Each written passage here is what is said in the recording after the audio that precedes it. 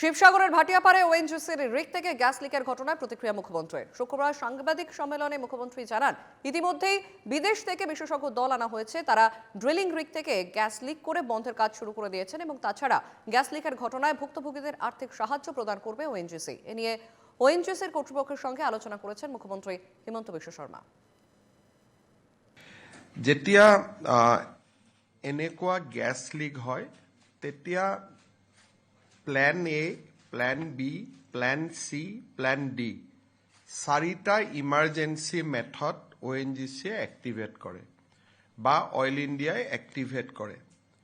প্ৰথমটো হৈছে যে তেওঁলোকে যিটো জাগাৰ পৰা গ্যাস ওলাই আছে তাত তেওঁলোকে প্ল্যান এত মাড বা বোকা তেওঁলোকে দিয়ে আৰু গ্যাসটো লিকটো বন্ধ কৰিব পাৰে নেকি চেষ্টা কৰে।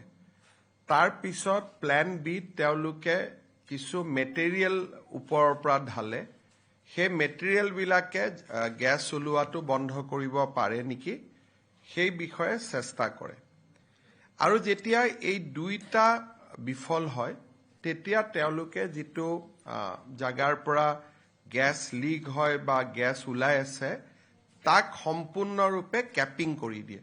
তাৰমানে সেই যিটো ৱেল সেইটো চিৰদিনৰ কাৰণে বন্ধ হৈ যায় আৰু তাক তেওঁলোকে ক্যাপিং কৰি দিয়ে।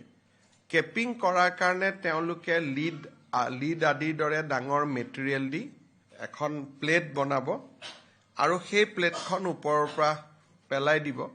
আৰু যিখন প্লেট বহুত হেভি হয় আৰু সেইটো সদায়ৰ কাৰণে যিটো আমাৰ ৱেল আছে সেইটো বন্ধ হৈ যায়। বাগজানতো প্ল্যান এ, প্ল্যান বি দুইটা বিফল হোৱাৰ পিছত তেওঁলোকে প্ল্যান সি অৰ্থাৎ ক্যাপিং কৰি চিৰদিনৰ কাৰণে ৱেলটো বন্ধ কৰি দিছিলে। ONGCয়ে আজি ৰাতিপুৱা আমাক জনাইছে যে তেওঁলোকে প্ল্যান এ আৰু প্ল্যান বিৰ জৰিয়তে এই গ্যাস ৱেলটো তেওঁলোকে মেনেজ কৰিব নোৱাৰে আৰু দুইবাৰ চেষ্টা কৰিও তেখেতসকল বিফল হ'ল। সেইবাবে এতিয়া ONGCয়ে গোটেই গ্যাস ৱেলটো বা যিটো ক্ৰুড ৱেল আছিল বা যাৰ পৰা হাইড্ৰকাৰ্বন ওলাই আছিলে সেই গোটেই ৱেলটো ক্যাপিং কৰাৰ বাবে সিদ্ধান্ত লৈছে।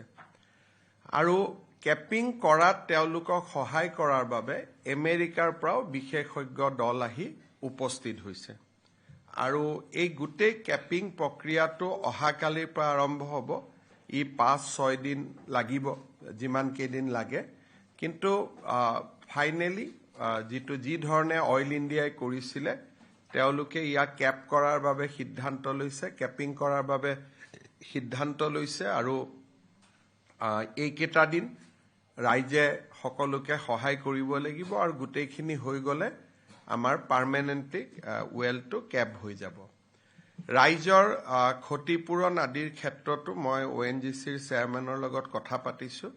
তেখেতসকলে মোক এইটো আশ্বাস দিছে যে ONGC আৰু জিলা প্ৰশাসনে যুটীয়াভাৱে ৰাইজৰ ক্ষয় ক্ষতিৰ বুজ ল'ব আৰু যি ধৰণে ক্ষয় ক্ষতি হৈছে তাক ONGCয়ে যিমান পাৰে আমাৰ ক্ষতিগ্ৰস্ত ৰাইজক